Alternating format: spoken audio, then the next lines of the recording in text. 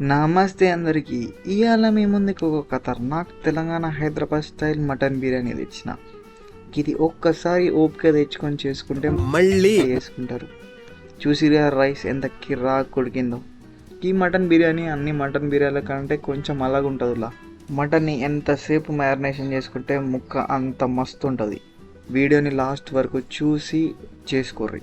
వీడియోని like, share, subscribe కొట్టుర్రి. ముందుగా ఒక అర్ధ కిలో మటన్ తెచ్చుకోవాలి. దాంట్లో సాల్ట్, యాలకుల పౌడర్, గీ వేసి మంచిగా కలుపుకోవాలి. దీన్ని ఒక 10 నిమిషాలన్న పక్కన పెట్టుకోవాలి.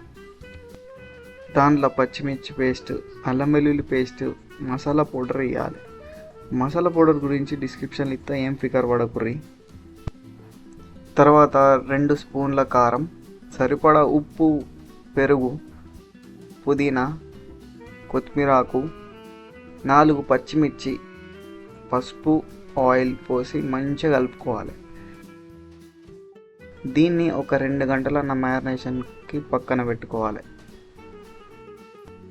తర్వాత రైస్ని ఒక 50% ఉడకనియాలి. మనం మ్యారినేషన్ చేసిన మటన్లో ఫ్రైడ్ ఆనియన్స్, రైస్ వాటర్, 50% ఉడికిన రైస్ ఒక లేయర్ వేయాలి. ఇట్లనే 70% ఉడికినాక ఒక లేయర్, 80% ఉడికినాక ఒక లేయర్, 90% ఉడికినాక ఒక లేయర్ వేయాలి. తర్వాత మీదికెళ్ళి రైస్ వాటర్, క్యారెట్, పుదీనా, కొత్తిమీర ఆకు, ఫ్రైడ్ ఆనియన్స్ వేయాలి.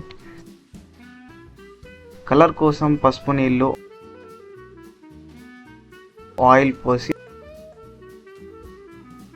ఒక 40 నిమిషాలు దమ్ పెట్టుకోవాలి. బిర్యానీ బాగుండాలక్కయ్యో, దమ్ మదిరిపోలా. అంతే, మన Telangana Hyderabad style mutton biryani ready.